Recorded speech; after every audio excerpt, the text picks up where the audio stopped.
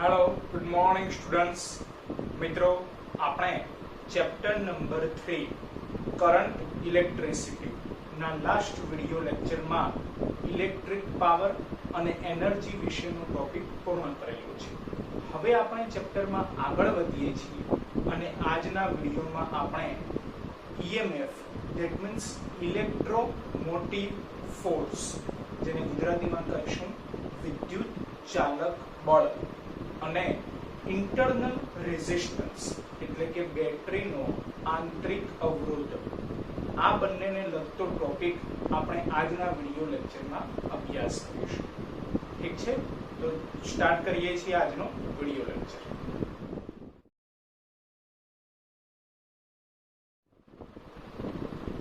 મિત્રો, તો આજનો આપણો ટોપિક છે EMF અને ઇન્ટરનલ રેઝિસ્ટન્સ. બરાબર, વિદ્યુત ચાલક બળ અને આંતરિક અવરોધ.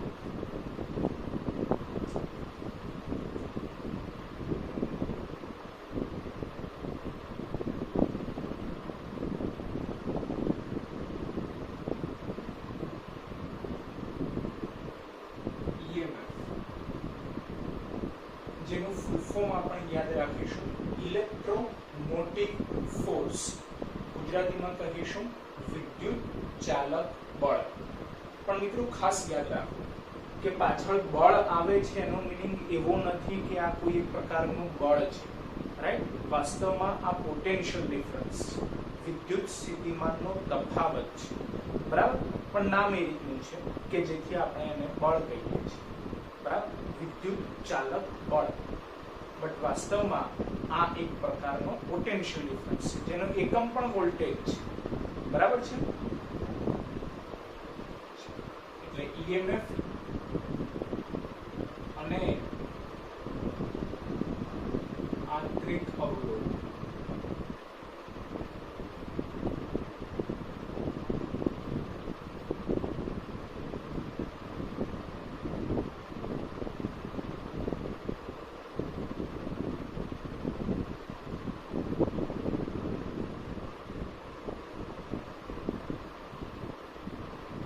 આંતરિક અવરોધ એટલે ઇન્ટરનલ રેઝિસ્ટન્સ કહેવાશે. Internal resistance. તો મિત્રો, આ ઇન્ટરનલ રેઝિસ્ટન્સ અને બેટરીનું EMF નો મીનિંગ સમજવા માટે આપણે સૌથી પહેલા એ સમજવું પડશે કે વિદ્યુત કોષનું મીનિંગ શું છે, વિદ્યુત કોષ શું છે, એના વિશે આપણે સ્ટડી કરવું પડશે. રાઈટ? તો મિત્રો, વિદ્યુત કોષ વિશે આઈ થિંક તમને ખ્યાલ જ હશે, જે તમે કેમિસ્ટ્રી બેઝ છે, એટલે તમે કેમિસ્ટ્રીમાં ક્યાંક ભણી ગયેલા જ હશો કે વિદ્યુત કોષની રચના કેવી રીતે કરવામાં આવે છે. જેમ કે તમને ખ્યાલ હોય તો એવા શબ્દો તમે વાપર્યા હશે કે વિદ્યુત કોષના એક્ઝામ્પલમાં લેકલાન્સે કોષ છે, ડેનિયલ કોષ છે, રાઈટ?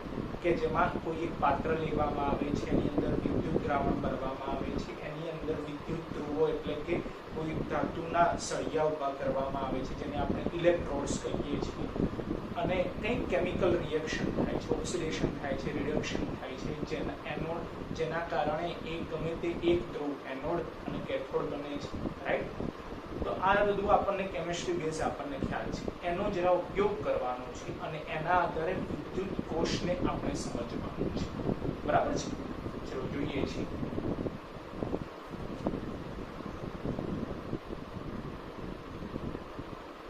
આપણે પાત્ર લઈએ છીએ.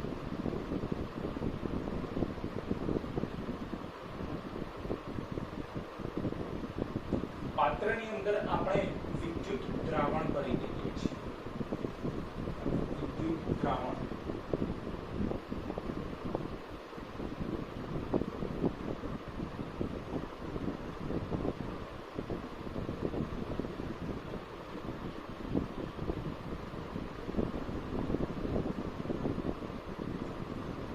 અને એની અંદર બે ઇલેક્ટ્રોડ્સને અંશતઃ ડુબાડીએ છીએ. જેમ કે આ કોઈ એક ઇલેક્ટ્રોડ્સ છે,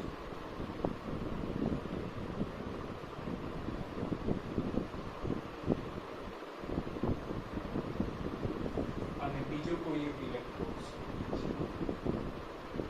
બે ઇલેક્ટ્રોડ્સને અંશતઃ આપણે ડુબાડીએ છીએ. બરાબર? અત્યારે સુધી આપણે વિદ્યુત દ્રાવણ કરેલું છે, બરાબર. અને હવે આ જે વિદ્યુત દ્રાવણ કરેલું છે એની અંદર જે વિદ્યુત ધ્રુવો એટલે કે ઇલેક્ટ્રોડ્સ ડૂબાડેલા છે એમાં વિદ્યુત દ્રાવણોના કારણે કંઈક કેમિકલ રિએક્શન છે, જે અગાઉ આપણે ડિસ્કસ કર્યું પ્રમાણે, જેના કારણે ગમે તે એક ધ્રુવ એનોડ તરીકે વર્તે છે અને બીજો કોઈ એક ધ્રુવ કેથોડ તરીકે વર્તે છે, રાઈટ. એટલે એક ઇલેક્ટ્રોડ એનોડ છે એવું સમજી શકાય અને બીજો ઇલેક્ટ્રોડ કેથોડ છે એવું સમજી શકાય. માની લઈએ કે ગમે તે એક ઇલેક્ટ્રોડ પોઝિટિવ બની જાય છે, રાઈટ, અને ગમે તે એક ઇલેક્ટ્રોડ નેગેટિવ બની જાય છે, બરાબર. તો સપોઝ આ પોઝિટિવ બની જાય છે અને સપોઝ કે આ નેગેટિવ બની જાય છે, બરાબર. તો આને આપણે P નામ આપી દઈએ છીએ, P ફોર પોઝિટિવ, અને આને આપણે N નામ આપી દઈએ છીએ, N ફોર નેગેટિવ, બરાબર. સાથે આ જે ઇલેક્ટ્રોડ છે એને આપણે A કહી દઈએ અને આ ઇલેક્ટ્રોડને B કહી દઈએ, બરાબર છે.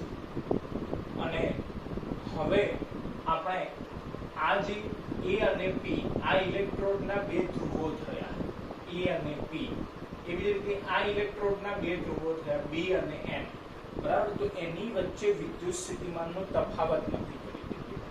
તો સિમ્પલ છે કે આ ઇલેક્ટ્રોડ કેવો છે, પોઝિટિવ, તો A અને P વચ્ચે વિદ્યુત સ્થિતિમાનનો તફાવત એ આપણે સિમ્બોલ લઈએ છીએ પ્લસ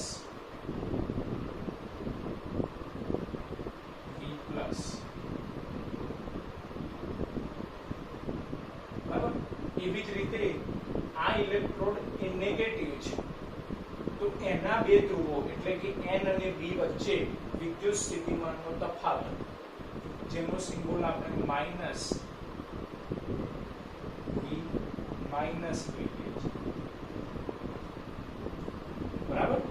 એટલે ખ્યાલ આવી ગયો ને કે V પ્લસ એ શું છે, તો A અને P વચ્ચે વિદ્યુત સ્થિતિમાનનો તફાવત, અને V માઈનસ શું છે, તો B અને N વચ્ચે વિદ્યુત સ્થિતિમાનનો તફાવત, બરાબર છે. હવે જ્યારે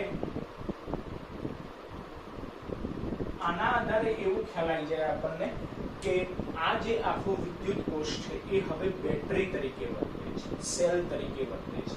જુઓ તો આ બેટરીનો પોઝિટિવ ટર્મિનલ થઈ જશે, રાઈટ, અને આ બેટરીનો નેગેટિવ ટર્મિનલ થઈ જશે, બરાબર છે. આ પોઝિટિવ અને આ નેગેટિવ, બરાબર. એટલે એક આખી બેટરી જેવી રચના થઈ, વિદ્યુત કોષ, બરાબર, અથવા સેલ પણ તમે કહી શકો, બેટરી પણ કહો ચાલે, એના જેવી એક આખી રચના થઈ ગઈ, બરાબર છે. તો એમાંથી હવે વિદ્યુત પ્રવાહ પસાર થઈ શકશે. પણ માની લઈએ કે અત્યારે આપણે આ બેટરી છે એની જોડે કોઈ પણ પ્રકારનો સર્કિટ એલિમેન્ટ જોડેલો નથી, સર્કિટ એલિમેન્ટ જોડાયેલો નથી, ધેટ મીન્સ કે આ બેટરી કાર્યરત નથી, રાઈટ. એટલે એમાંથી કોઈ પણ પ્રકારનો વિદ્યુત પ્રવાહ પસાર થતો નથી. વિદ્યુત પ્રવાહ પસાર નથી થતો ત્યારે આના બે છેડાઓ એટલે કે A અને B આ આખી બેટરી થઈ ગઈ છે, તો બેટરીના બે ધ્રુવો, તો બેટરીના બે ધ્રુવો કયા કયા થાય, તો A અને B બિંદુઓ વચ્ચે વિદ્યુત સ્થિતિમાનનો તફાવત કેટલો મળે એને જ કહી શકાય EMF. ફરીથી સાંભળજો કે EMF વિદ્યુત ચાલક બળનો મીનિંગ શું છે, તો જ્યારે સર્કિટમાંથી વિદ્યુત પ્રવાહ પસાર થતો ન હોય ત્યારે વિદ્યુત કોષના બે ધ્રુવો વચ્ચે એટલે કે A અને B વચ્ચે વિદ્યુત સ્થિતિમાનનો તફાવત એને જ EMF કહે છે. બોલો ક્લિયર છે? તો A અને B વચ્ચે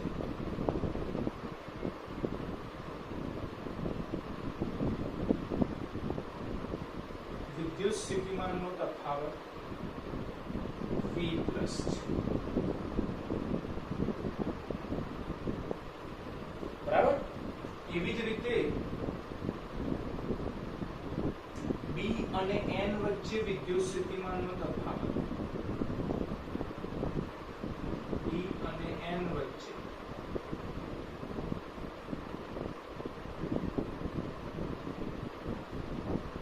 વિદ્યુત સ્થિતિમાનનો તફાવત માઇનસ વી માઇનસ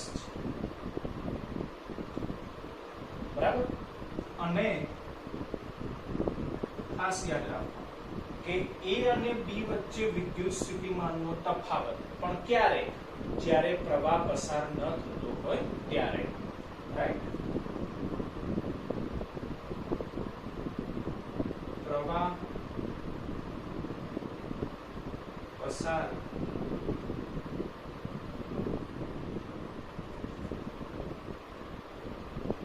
ન થતો હોય ત્યારે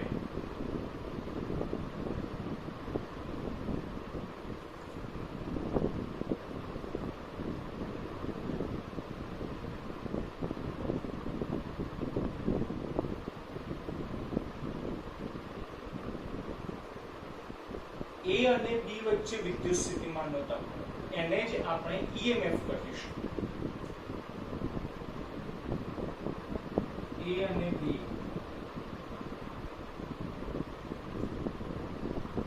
વચ્ચે વિદ્યુત સ્થિતિમાનનો તફાવત, એને જ આપણે ઈએમએફ કહીશું. ઇલેક્ટ્રોમોટિવ ફોર્સ, વિદ્યુત ચાલક બળ, રાઈટ. જેનો સિમ્બોલ આપણે આ રીતે લખીશું E, બરાબર. કેપિટલ E આ રીતે લખીએ છીએ. આ સિમ્બોલ કોના માટે વપરાય છે? વિદ્યુત ક્ષેત્ર માટે વપરાય છે. આપણે આ રીતે લખીશું E, બરાબર, જે ઈએમએફ દર્શાવે છે. બરાબર. જે શું છે? તો એ અને બી વચ્ચે વિદ્યુત સ્થિતિમાનનો તફાવત. તો એ પોઝિટિવ છે V પ્લસ અને બી એ નેગેટિવ છે V માઇનસ. તો એની વચ્ચે વિદ્યુત સ્થિતિમાનનો તફાવત હંમેશા હાઈ વોલ્ટેજ માંથી લો વોલ્ટેજ બાદ કરવો પડશે, રાઈટ. એટલે આ રીતે થશે કે હાઈ વોલ્ટેજ એટલે કે V પ્લસ, પછી તફાવત છે એટલે માઇનસ કરવા પડશે, લો વોલ્ટેજ એટલે V minus, V minus. Minus minus plus થઈ જશે, એટલે V plus plus V minus. તો ઈએમએફ નું સૂત્ર મળ્યું V plus plus V minus. પણ એ ઈએમએફ નો મીનિંગ શું છે એ શબ્દોમાં યાદ રાખવાનું કે વિદ્યુત કોષના, આ સપોઝ વિદ્યુત કોષ છે એટલે કે બેટરી છે, રાઈટ. એના બે ધ્રુવો વચ્ચે વિદ્યુત સ્થિતિમાનનો તફાવત એ છે ઈએમએફ. પણ એ ક્યારે? જ્યારે એમાંથી પ્રવાહ પસાર ન થતો હોય ત્યારે, રાઈટ. E બરાબર V plus plus V minus. બોલો આટલે સુધી ક્લિયર છે? બરાબર. તો મિત્રો આના આધારે આપણને આપણા ટોપિકનું ફર્સ્ટ લેક્ચર તો ખબર પડી ગઈ કે ઈએમએફ નો મીનિંગ શું છે. તો જ્યારે બેટરીમાંથી પ્રવાહ પસાર ન થતો હોય ત્યારે બેટરીના બે ધ્રુવો વચ્ચે મળતો વિદ્યુત સ્થિતિમાનનો તફાવત ઈએમએફ છે. બોલો ક્લિયર છે? અને હવે સેકન્ડ લેટર કે આંતરિક અવરોધનો મીનિંગ શું છે. તો એ સમજવા માટે આપણે આ જે બંને ઇલેક્ટ્રોડ છે એની જોડે એક અવરોધ કનેક્ટ કરીએ છીએ, બરાબર. અવરોધ કનેક્ટ કરીએ છીએ.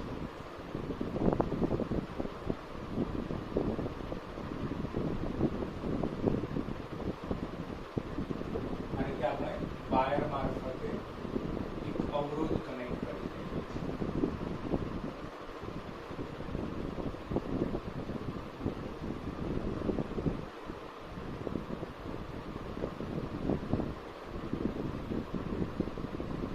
કેપિટલ R અવરોધ, બરાબર. તો હવે અવરોધ કનેક્ટ કરવાના કારણે સિમ્પલ છે કે એમાંથી કંઈક પ્રવાહ પસાર થશે, બરાબર છે. તો એ પ્રવાહ પસાર થાય છે એની દિશા આપણે દર્શાવીએ છીએ. તો જનરલી આપણને ખ્યાલ છે કે બેટરીના ધન ધ્રુવમાંથી વિદ્યુત પ્રવાહ પસાર થાય છે, રાઈટ. તો અહીંયા બેટરી તરીકે તો વિદ્યુત કોષ છે અને એમાં પણ આ વિદ્યુત કોષનું પોઝિટિવ ટર્મિનલ છે P અને આ નેગેટિવ ટર્મિનલ છે N. તો સિમ્પલ છે કે અહીંયાથી પ્રવાહ પસાર થશે, રાઈટ. એ પ્રવાહ આપણે દર્શાવી લઈએ છીએ I જેટલું વિદ્યુત પ્રવાહ આ માર્ગે આગળ વધે છે. અવરોધમાંથી પસાર થઈને પાછો વિદ્યુત કોષમાં આવે છે, બરાબર. અને અહીંયા વિદ્યુત દ્રાવણમાં પણ એક આ દિશામાં ગતિ કરશે, બરાબર.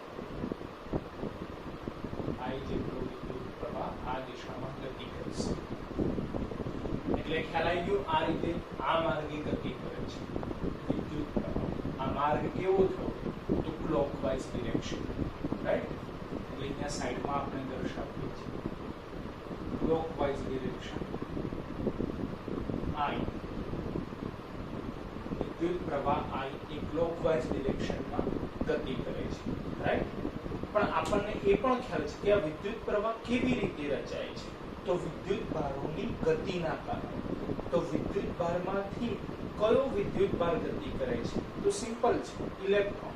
જે બધી ચર્ચા આપણે શરૂઆતમાં જ કરી ચૂકેલા છે કે ઇલેક્ટ્રોનની ગતિના કારણે વિદ્યુત પ્રવાહ રચાય છે. અને આપણને એ પણ ખ્યાલ છે કે ઇલેક્ટ્રોન એ વિદ્યુત પ્રવાહ કરતા ઓપોઝિટ ડિરેક્શનમાં ગતિ કરે છે, રાઈટ. તો હવે ઇલેક્ટ્રોનનો ગતિમાર્ગ આપણે આકૃતિમાં દર્શાવીએ છીએ, જે વિદ્યુત પ્રવાહ કરતા ઓપોઝિટ ડિરેક્શનમાં, રાઈટ. આ નેગેટિવ છે, એટલે અહીંયાથી ઇલેક્ટ્રોન એ n માંથી એ ઇલેક્ટ્રોન અવરોધ તરફ જશે,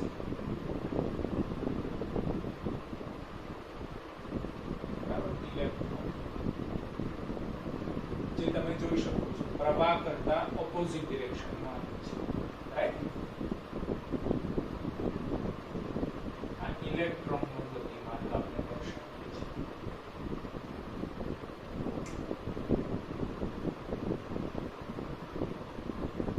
બરાબર.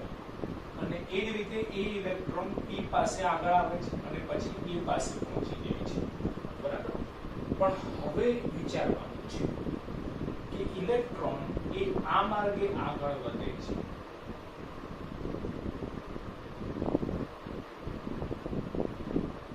આ માર્ગે આગળ વધે છે, રાઈટ. વિદ્યુત પ્રવાહની વિરુદ્ધ દિશામાં આ માર્ગે આગળ વધે છે. પણ આપણને ખ્યાલ છે કે ઇલેક્ટ્રોન એ નેગેટિવ છે, રાઈટ.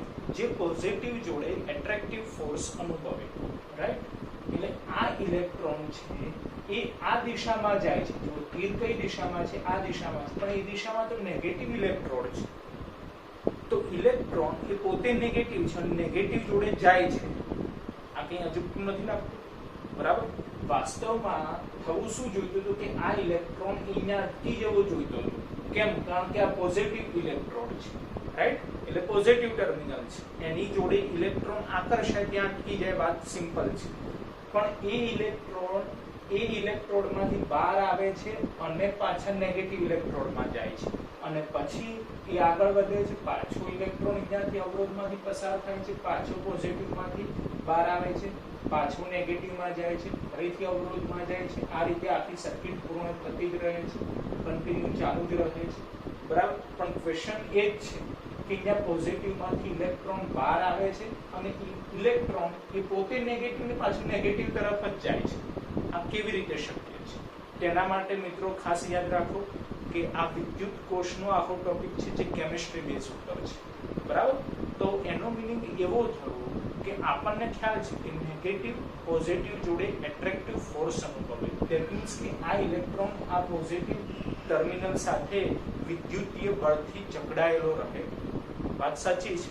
પણ એ આકર્ષણ બળ ક્યારે ઓછું થઈ શકે તો જ્યારે બીજું કોઈ એક બળ એ આકર્ષણ બળ કરતા પણ વધારે હોવું જોઈએ, બરાબર. બીજું કોઈ એક બળ એ આ વિદ્યુતીય બળ કરતા પણ વધારે હોય તો એવા સંજોગોમાં આ ઇલેક્ટ્રોન એ આ ઇલેક્ટ્રોડ એટલે કે નેગેટિવ ટર્મિનલ તરફ ગતિ કરે છે અને એ જ છે બેટરીનું કાર્ય, વિદ્યુત કોષનું કાર્ય, રાઈટ.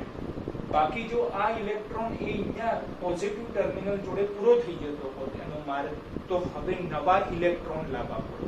કારણ કે આપણે સર્કિટ તો કમ્પ્લીટ કરવી જ છે અને કન્ટિન્યુ ચાલુ પણ રાખવી છે. તો આ ઇલેક્ટ્રોન તો અહીંયા પૂરો થઈ ગયો, હવે નવો ઇલેક્ટ્રોન લાવવો પડે, રાઈટ. એટલે કે વિદ્યુત કોષને નવા ઇલેક્ટ્રોન જનરેટ કરવા પડે, પણ આપણને ખ્યાલ છે કે વિદ્યુત કોષ એટલે કે બેટરી એ નવા ઇલેક્ટ્રોન જનરેટ કરતું નથી, નવા ઇલેક્ટ્રોન પ્રોડ્યુસ કરતું નથી, પણ શું કરે છે, ફક્ત ઇલેક્ટ્રોનને ધક્કો મારે છે. રાઈટ? આપણે લાસ્ટ લેક્ચરમાં ચર્ચા કરી હતી કે બેટરી એ શું કરે છે, તો કે ઇલેક્ટ્રોનને કંઈક એનર્જી આપે છે. ઇલેક્ટ્રોન એ એનર્જી જે તે સર્કિટ એલિમેન્ટમાં ઠાલવી દે છે. રાઈટ? એટલે વિદ્યુત કોષ આ જે એરિયા છે એ એરિયામાં ઇલેક્ટ્રોનને કંઈક એનર્જી આપે છે. રાઈટ? એ એનર્જી લઈને ઇલેક્ટ્રોન ઉપર જાય છે, અવરોધમાં ઠાલવી દે છે અને પાછો ખાલી હાથે આવે છે. ફરીથી અહીંયા બેટરી એને કંઈક એનર્જી આપે છે, એ એનર્જી લઈને પાછો ઇલેક્ટ્રોન ઉપર જાય છે, અવરોધમાં ઠાલવી દે છે, પાછો ખાલી હાથે આવી જાય છે. કન્ટિન્યુ આ પ્રોસેસ ચાલતી જ રહે છે. બરાબર છે? અને ક્યારે પોસિબલ છે કે જ્યારે કંઈક અહીંયા એવું બેટરી મિકેનિઝમ થવું જોઈએ, કંઈક અહીંયા એવું કેમિકલ બોન્ડિંગ થવું જોઈએ કે જેના કારણે એક પ્રબળ બળ લાગે છે, જે વિદ્યુતીય બળ કરતા પણ પ્રબળ છે, જેના કારણે ઇલેક્ટ્રોન એ આ પ્લસમાંથી છૂટો પડે છે અને નેગેટિવ તરફ જ જાય છે અને પરિણામે આખી સર્કિટ પૂર્ણ થાય છે. બોલો, ખ્યાલ આવ્યો છે? બરાબર? તો એના આધારે આપણે એવું સમજી શકીએ કે હવે અહીંયા કંઈક બેટરી મિકેનિઝમ કે જેના કારણે આ વસ્તુ પોસિબલ છે. બરાબર છે? તો એને આપણે અલગથી સમજવાનો પ્રયત્ન કરીએ છીએ. એને આપણે અલગથી સમજવા માટે એક સિમ્પલ એક્ઝામ્પલ લઈએ છીએ કે આપણે બજારમાંથી કોઈ એક બેટરી લાવીએ છીએ. બરાબર છે? Simple pencil power Eveready. બરાબર? એનું એક્ઝામ્પલ આપણે લઈએ છીએ. માની લો કે એ 2 વોલ્ટનો છે. બરાબર છે? અને હવે એની ઉપર 2 વોલ્ટ લખેલા છે એનું મિનિંગ ખાસ સમજવાનું છે કે એની ઉપર જો 2 વોલ્ટ લખેલા છે તેનો મિનિંગ એવો થયો કે જ્યાં સુધી આ બેટરીમાંથી વિદ્યુત પ્રવાહ પસાર ન થાય ત્યાં સુધી એના વોલ્ટેજ એટલે કે એનું ઈએમએફ થઈ ગયું જે છે 2 વોલ્ટ. રાઈટ? પ્રવાહ પસાર ન થતો હોય ત્યારે વિદ્યુત સ્થિતિમાનનો તફાવત એને કહેવાય ઈએમએફ. એ 2 વોલ્ટ છે. રાઈટ? જેવો તમે પ્રવાહ પસાર કરશો તરત તમને ખ્યાલ આવશે કે એક્ઝેક્ટ 2 વોલ્ટ મળતા નથી, કંઈક ઓછા મળે છે, 1.5 અથવા 1 એવી રીતનું કંઈક ઓછા મળે છે.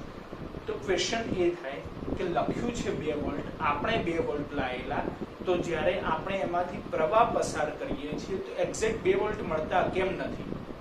ક્વેશ્ચન ત્યાં થાય.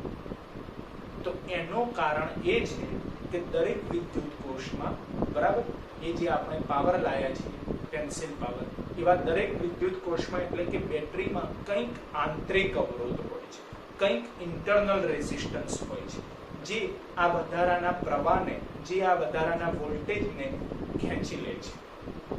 બરાબર છે? જો હજી સારી રીતે સમજવું હોય તો આપણે બીજું એક્ઝામ્પલ લઈએ છીએ.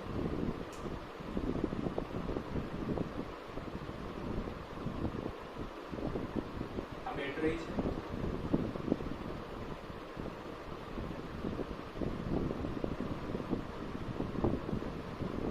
એની જોડે આપણે એક અવરોધ કનેક્ટ કરીએ છીએ. બરાબર? અવરોધ R જે માની લો કે 4 ઓહ્મનો છે. બરાબર? 4 ઓહ્મનો છે.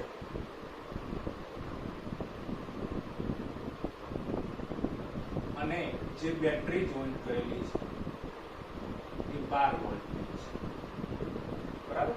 તો સિમ્પલ આપણને ખ્યાલ છે કે બેટરીના ધન ધ્રુવમાંથી વિદ્યુત પ્રવાહ પસાર થાય. તો બેટરીના ધન ધ્રુવમાંથી I જેટલો વિદ્યુત પ્રવાહ પસાર થાય છે. એ વિદ્યુત પ્રવાહ આગળ વધે છે, અવરોધમાંથી પસાર થાય છે અને પાછો બેટરીના નેગેટિવ ટર્મિનલમાં પહોંચી જાય છે. રાઈટ? પણ એ વિદ્યુત પ્રવાહ I કેટલો છે આપણે નક્કી કરવું છે. તેના માટે તો આપણને સૂત્ર ખ્યાલ છે. બોલો શું છે? I બરાબર V/R. V/R એટલે 12/4. બોલો 12/4 એટલે 3 એમ્પિયર થઈ જશે. રાઈટ? એટલે અહીંયા પ્રવાહ આપણે લખી દઈએ છીએ 3 એમ્પિયર.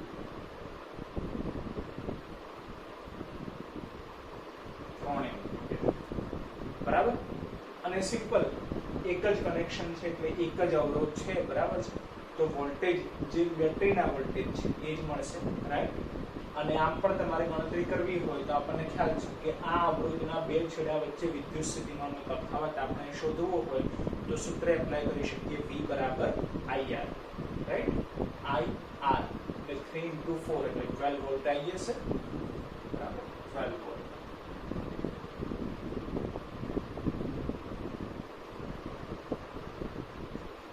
બરાબર. પણ હવે ટ્વિસ્ટ સમજવાનું છે કે હવે આ 3 એમ્પિયર અને 12 વોલ્ટ મળે છે કે નહીં આ આપણને કેલ્ક્યુલેશન દ્વારા ખ્યાલ આવે, પણ પ્રયોગ દ્વારા મળે છે કે નહીં એ ચેક કરવું છે. તો એના માટે આપણે શું કરવું પડે? એક વોલ્ટમીટર જોડવું પડે જે વોલ્ટેજ માપે, એક એમીટર જોડવું પડે જે પ્રવાહ માપે, બરાબર. તો આપણે અવરોધના બે છેડા વચ્ચે વિદ્યુત સ્થિતિમાનનો તફાવત માપવો છે તો ત્યાં આપણે વોલ્ટમીટર જોડવું પડે.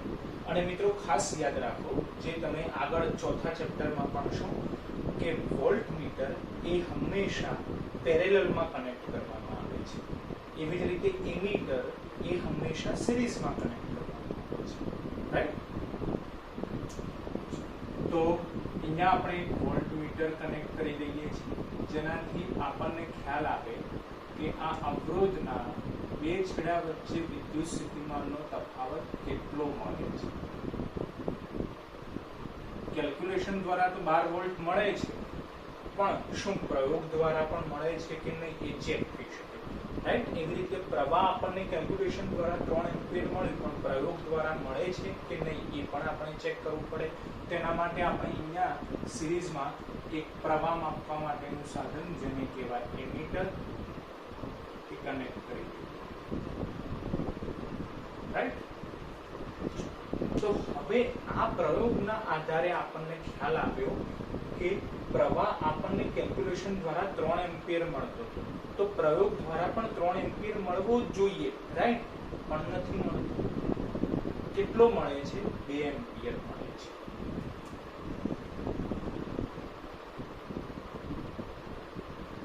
I બરાબર કેટલા મળી ગયા? 2 એમ્પિયર.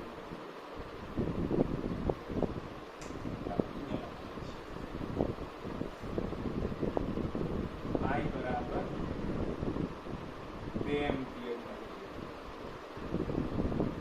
તો હવે ક્વેશ્ચન એ કે 3 એમ્પિયર ગણતરી દ્વારા મળે છે જે સાચા જ છે, તો આ 2 એમ્પિયર ક્યાંથી આવી ગયા? બાકીનો 1 એમ્પિયર ગયો ક્યાં? 1 એમ્પિયર જેટલો વિદ્યુત પ્રવાહ ગયો ક્યાં? બરાબર, આ જ ક્વેશ્ચન. બરાબર, સાથે વોલ્ટેજ પણ ચેક કરીએ છીએ, બરાબર. ચલો વોલ્ટેજ ચેક કરીએ. જો પ્રવાહ 2 એમ્પિયર છે અને અવરોધ 4 ઓહ્મ છે, બોલો વોલ્ટેજ કેટલો મળે? V બરાબર IR. IR બોલો 4 ગુણ્યા 2 8 વોલ્ટ થઈ જશે, રાઈટ. એટલે પ્રવાહ મળે છે 8 વોલ્ટ.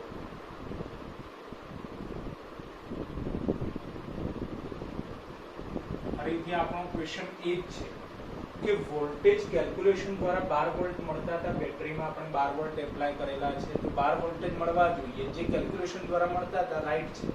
પણ પ્રયોગ દ્વારા 8 કેમ મળે છે? તો બાકીના 4 વોલ્ટ ગયા ક્યાં? તો એ જ સમજવાનું છે મિત્રો, જે છે આંતરિક અવરોધ, ઇન્ટરનલ રેઝિસ્ટન્સ. ઇન્ટરનલ રેઝિસ્ટન્સ જે દરેક બેટરીનું મોસ્ટ ઓફ હોય જ, બરાબર. ક્યાંક ને ક્યાંક માઇનર હોય, ક્યાંક આપણે અવગણી દઈએ એવી રીતનું હોય, ક્યાંક પહેલેથી 0 હોય, બરાબર છે, અને ક્યાંક હોઈ પણ શકે. તો બેટરીનો આંતરિક અવરોધ છે, ઇન્ટરનલ રેઝિસ્ટન્સ છે, એ આ વધારાનો વોલ્ટેજ, વધારાનો પ્રવાહ ખાઈ જાય છે, બરાબર છે. તો સમજવાનું, બેટરી પોઝિટિવ નેગેટિવ, એની જોડે એનો આંતરિક અવરોધ આ રીતે સાઈડમાં દર્શાવવામાં આવે છે. બેટરીનો આંતરિક અવરોધ બેટરીની વચ્ચે નથી દર્શાવવામાં આવતો, સાઈડમાં દર્શાવવામાં આવે છે, બરાબર. અને એની જોડે આપણે કનેક્ટ કરેલો છે બાહ્ય અવરોધ, બરાબર. આ બાહ્ય અવરોધ જેને જેને આપણે કેપિટલ આર વડે દર્શાવીશું, આ બેટરીનો આંતરિક અવરોધ જેને આપણે સ્મોલ આર વડે દર્શાવીશું, બેટરી જેનું EMF E જેટલું છે, રાઈટ, અને પસાર થતો વિદ્યુત પ્રવાહ I જેટલો છે. તો આ બેટરીનો જે આંતરિક અવરોધ છે એ આ વધારાનો પ્રવાહ, વધારાનો વોલ્ટેજ ખાઈ જાય છે. બરાબર છે? કેવી રીતે સમજો.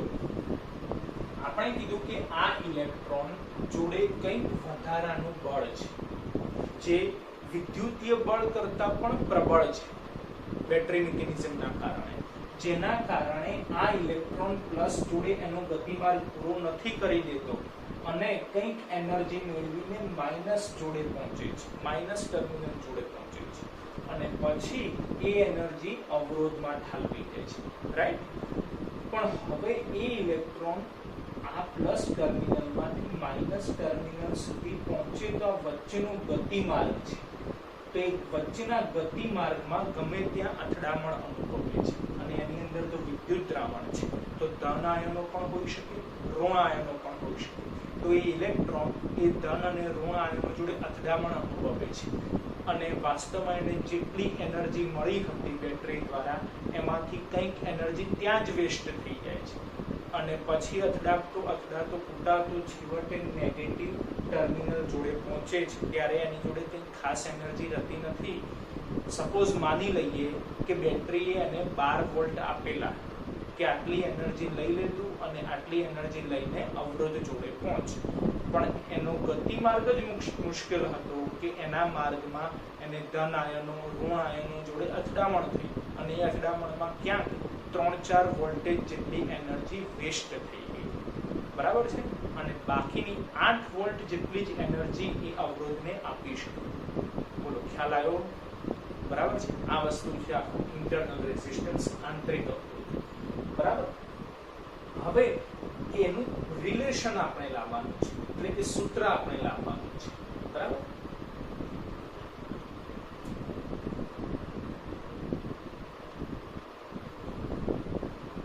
તો આપણે કીધું કે પ્રવાહ પસાર ન થતો હોય ત્યારે A અને B વચ્ચે વિદ્યુત સ્થિતિમાનનો તફાવત જેને આપણે EMF કહીએ, પણ હવે જો પ્રવાહ પસાર થતો હોય તો શું?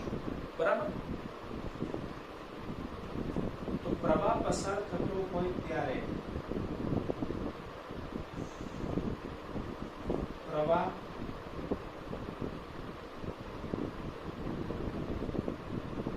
પસાર થતો હોય ત્યારે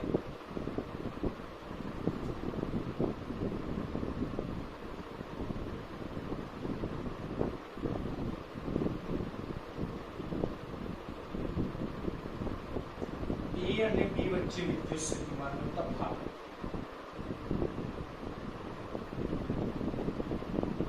A અને B બેટરીના બંને ધ્રુવો વચ્ચે વિદ્યુત સ્થિતિમાનનો તફાવત જેને કહેવાય ટર્મિનલ વોલ્ટેજ.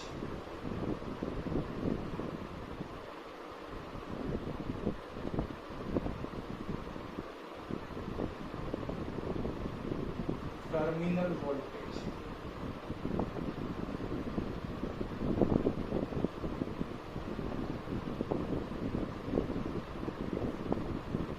બરાબર, જેનો સિમ્બોલ થશે. જ્યારે પ્રવાહ પસાર થતો હોય તો બેટરીના બે ધ્રુવો એટલે કે A અને B વચ્ચે મળતો વિદ્યુત સ્થિતિમાનનો તફાવત એને કહેવાય ટર્મિનલ વોલ્ટેજ, જેનો સિમ્બોલ આપણે V લઈશું. બરાબર છે? તે V એ શું છે?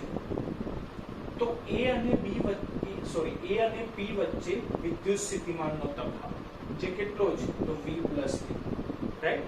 B અને N વચ્ચે વિદ્યુત સ્થિતિમાનનો તફાવત જે કેટલો છે? V - જેટલો. બરાબર.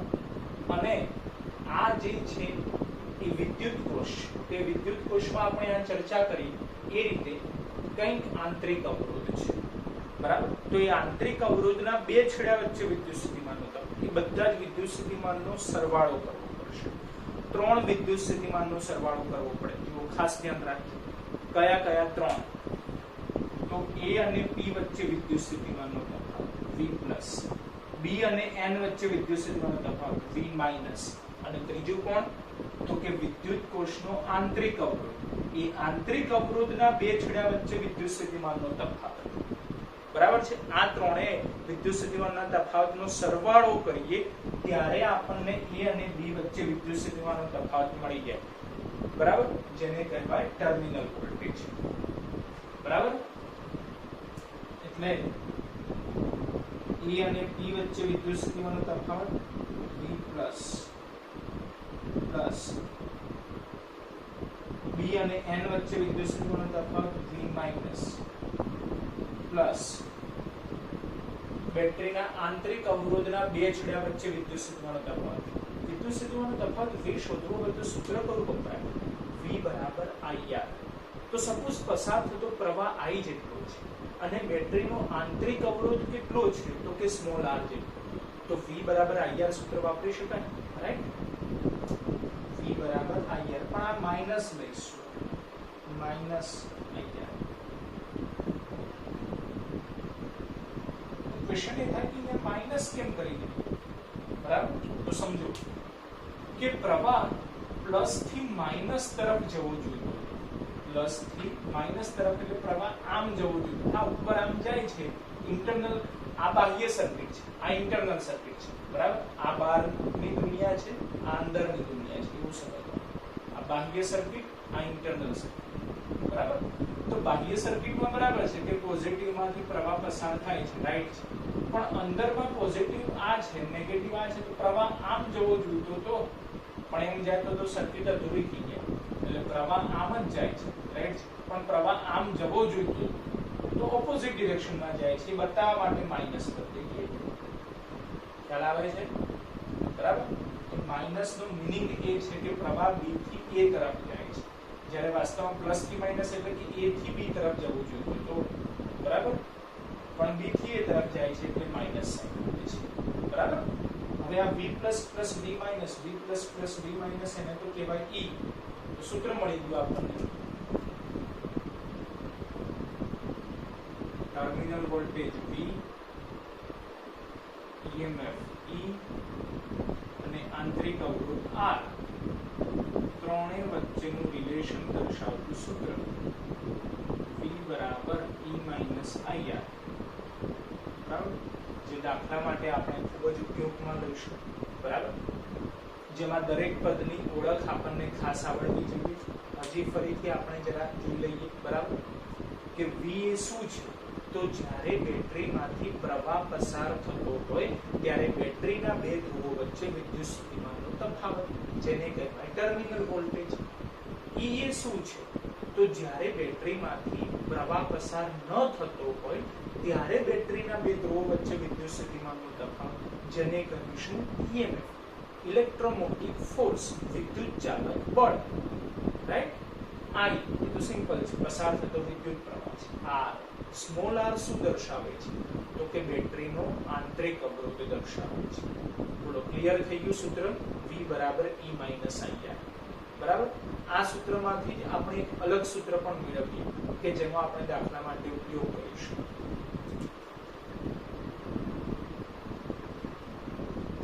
તો હવે આ જે કેપિટલ R અવરોધ છે, જેને આપણે બાહ્ય અવરોધ કહીશું, એ બાહ્ય અવરોધના બે છેડા વચ્ચે વિદ્યુત સ્થિતિમાનનો તફાવત આપણે નક્કી કરવો છે.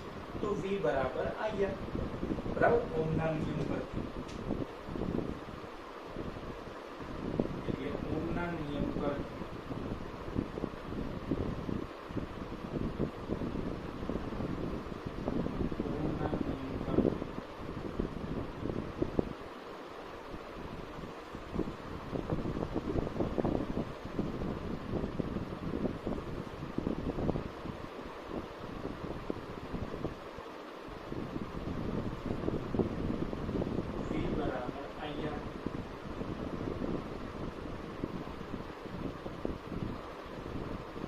બરાબર? એટલે v ની જગ્યાએ આપણે IR લખી દઈએ.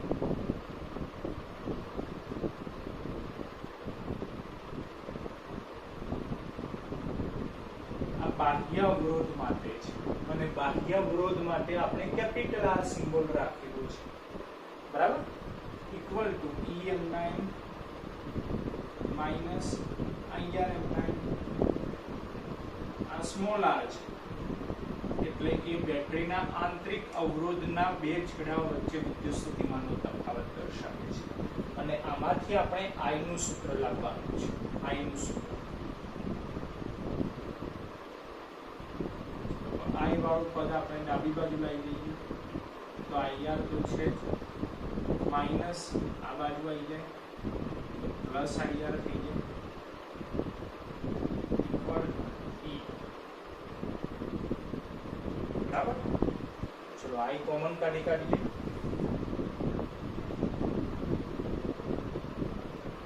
I into R plus R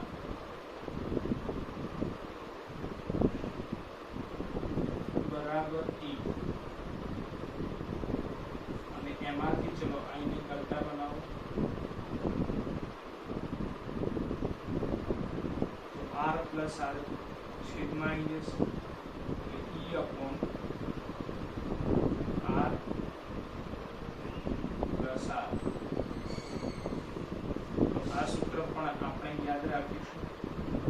જ્યારે આંતરિક અવરોધની વાતચીત હોય તો વિદ્યુત પ્રવાહ શોધવા માટે આપણે આ સૂત્ર એપ્લાય કરીશું. બરાબર, બોલો ક્લિયર છે બંને સૂત્રો? બરાબર, ચલો હવે આમાં આપણે કેટલાક કિસ્સા જોવાના છે. બરાબર, જેમ કે પહેલો કિસ્સો જોઈએ છે open circuit condition. Open circuit condition એટલે કે ખુલ્લો પરિપથ. તેનો મીનિંગ શું થયું? ખુલ્લો પરિપથ એટલે કે અહીંયા કંઈ એક સ્વિચ આપેલી છે. બરાબર છે,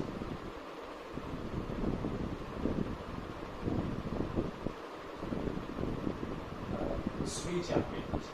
સિમ્પલ છે કે સ્વિચ ઓન કરીશું ત્યારે પ્રવાહ પસાર થશે અને ત્યારે જે તે સર્કિટ એલિમેન્ટ હોય એ વર્ક કરશે.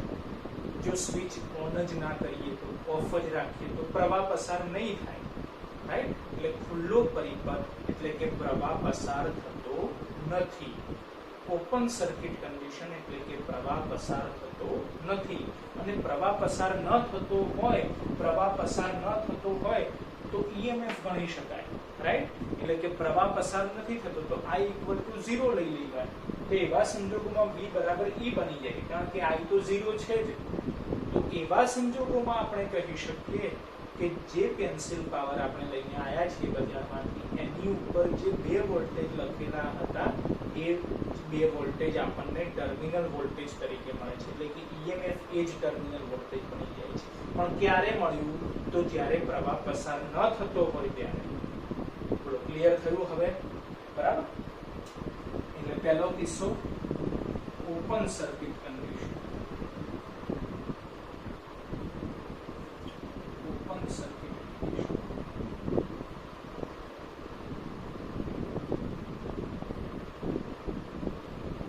તો એવા સંજોગોમાં પ્રવાહ પસાર ન થાય. પ્રવાહ પસાર નથી થતો એટલે પ્રવાહ I equal to 0 મૂકે.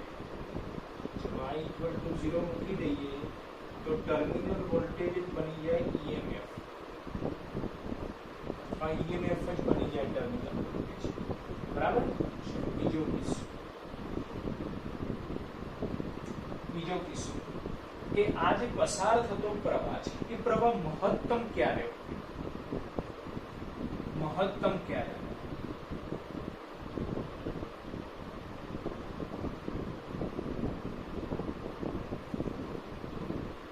મહત્તમ એટલે કે I maximum. તો મહત્તમ પ્રવાહ ક્યારે મળે? તો જ્યારે સર્કિટમાં આપણે જે બાહ્ય અવરોધ જોડેલો છે, બાહ્ય અવરોધ હોય જ નહીં. રાઈટ, એવા સંજોગોમાં જે પ્રવાહ મળશે એ મહત્તમ હશે. બરાબર, મહત્તમ પ્રવાહ ક્યારે રચાય? તો જ્યારે બાહ્ય અવરોધ કેપિટલ R 0 હોય ત્યારે. કેપિટલ R 0 લઈ લઈએ તો પ્રવાહનું સૂત્ર શું મળે? તો સિમ્પલ છે, I maximum equal to upon small r. Right, કારણ કે કેપિટલ R તો 0 થઈ જાય છે. બરાબર. નેક્સ્ટ કે જ્યારે આ વિદ્યુત કોષ એ કાર્યરત હોય, વિદ્યુત કોષ કાર્યરત હોય એટલે કે વપરાશમાં હોય તો એનું ડિસ્ચાર્જિંગ થતું હોય, તો એવી પ્રક્રિયામાં સૂત્રમાં માઇનસ લેવું. બરાબર. Discharging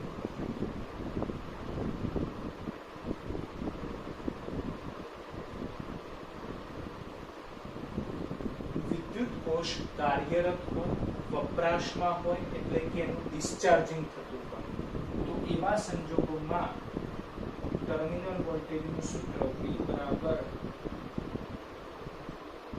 E minus IR, right.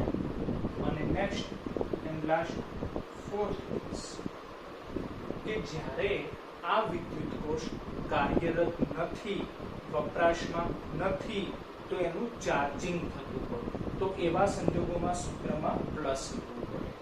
Right.